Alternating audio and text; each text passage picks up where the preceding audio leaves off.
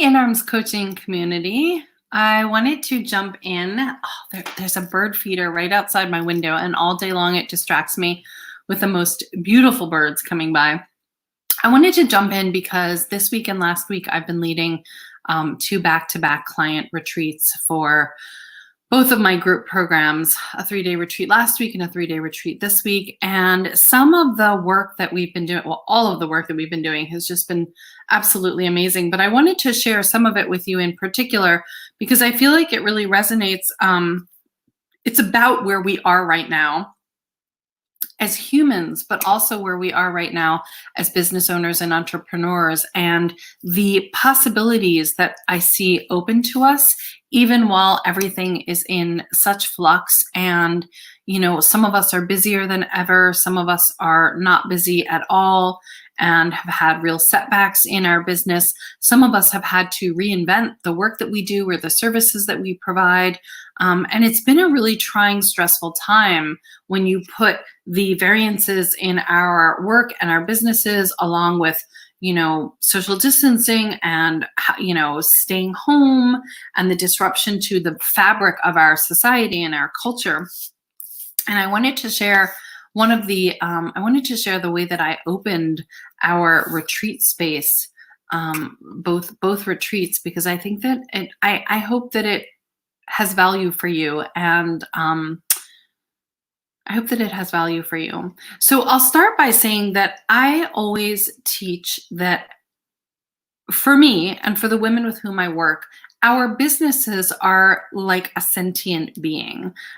In-arms coaching is actually an entity in the universe, an energetic entity that I am in relationship with all the time. Sometimes it's a really great relationship, and sometimes it's a relationship where I want to smother it in its sleep, but it's always a relationship. It's always an energetic presence that I get to choose how to relate to, relate with, tend, and be in relationship with. That being said, to be in a balanced relationship, you have to have healthy boundaries. You have to have a deep and unshakable commitment to your own value. And you have to have a dedicated intention to hear, to see, to tend to the thing that you're in relationship with. We're living in a time where the imbalances of relationships, the imbalances of power, the imbalances in our world are kind of blinking in neon in front of our eyes.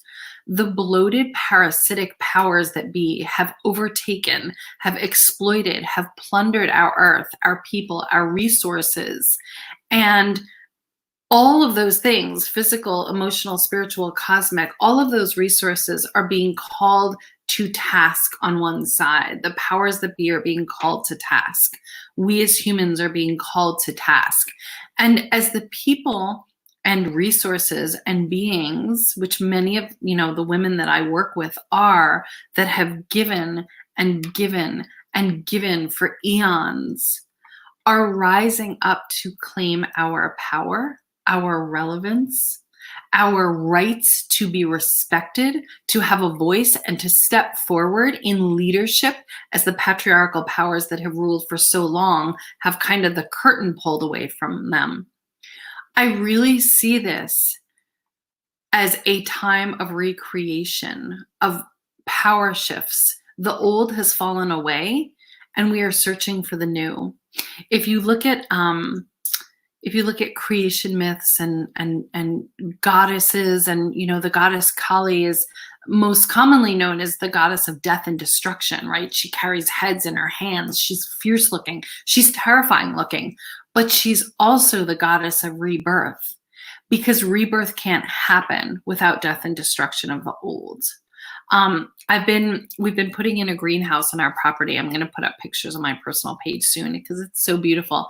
But as we've been clearing the land for it, I noticed all of the acorns that fell last fall. Last fall, we had like a gajillion, like piles and piles of acorns fall.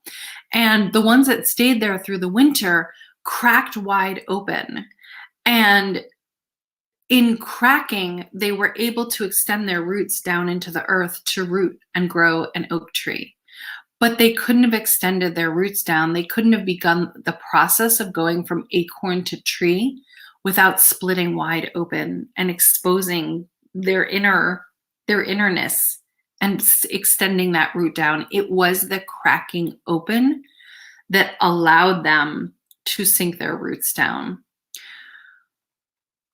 If you go back to the idea of relationships, when we experience a breakup in a relationship, there's a precious opportunity present that invites us to not jump right back into another relationship, jump back into dating, jump back into the fray, but to first examine and process and evaluate what went wrong. This is a place where we can learn imperative new information and things about ourselves. It's a place where we're being asked to stretch and grow, to break open so that something new can take root and form. There's an opportunity in that space for new magic spells to call in new nuances of what we can see from that new vantage point actually fits us better than what came before. And in that journey, there are necessary places where we need to release, to look honestly at our part in staying in a situation that doesn't feed us.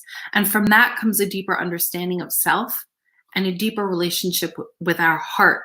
From there, we can call in more of the new, more of what fits us better, more from an evolved place. But it is only from that place that we have a chance to find something new, to find something more evolved, to find something that fits our need and desires and dreams for the future even better than what came before. And as you know, probably from being in relationships and definitely from the Aesop's fable about the dog with the bone, and he sees the reflection and he drops his bone to get the bone that the dog and the reflection has, and he loses both. If we ignore that opportunity, if we refuse to sit with the pain and the discomfort and like chrysalis ourselves as we weave the magical tapestry of healing, then we just jump right back into another ill-fitting relationship, literally or metaphorically, because being uncomfortable was not the call to action to turn within that it could have been. It was something we rushed out of to our own detriment. We just tried to get back to the familiar and comfortable, and we missed that opportunity before we had a chance to harness the learning and use it for our own evolution. We are here right now. The old has fallen away and the new is not yet here. And we are part of the new. I firmly believe with every cell in my body that the women with whom I work, the women in my community, are the emerging leaders of the new, or we could be. So the question that I posed to my clients in the last 2 weeks is, will we look into our own depths after this breakup with the old ways, the old world, the old status quo? Will we be brave enough to look honestly at our own part in what's falling away? And will we love ourselves and each other enough to do the work collectively to dream something new, something that fits us all better? Do we dare to do the inner work, the magical work, the self-work, the evolving work to ask for what we actually want this time? Will we do that? And these are the questions that I posed to my clients at the beginning of each of the last 2 retreats, the past 2 weeks. And then we've used that as a jumping point to look into what they love, what they dream of, what they're doing that they don't love, what they really want for themselves in the next year, what's standing in their way, where is there a foot on the gas while the emergency brake is engaged, where are they slowing themselves down, where have they not taken the time to understand what to take from the old and what to release and leave behind. And it was so fruitful, and there was so much that came from it that I really wanted to turn that piece over to you and offer it to you for your own evolution, for your own diving into, for your own learning.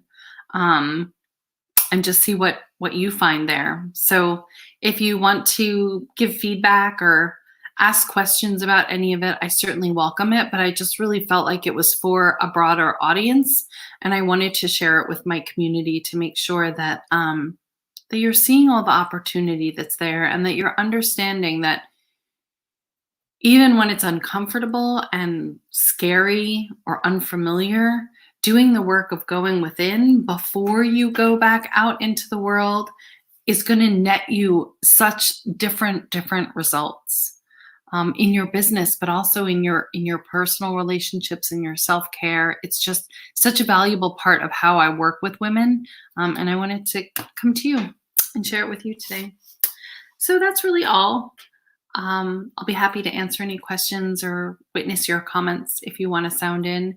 And if this resonates for you, please share it with a friend. Have a great rest of your day.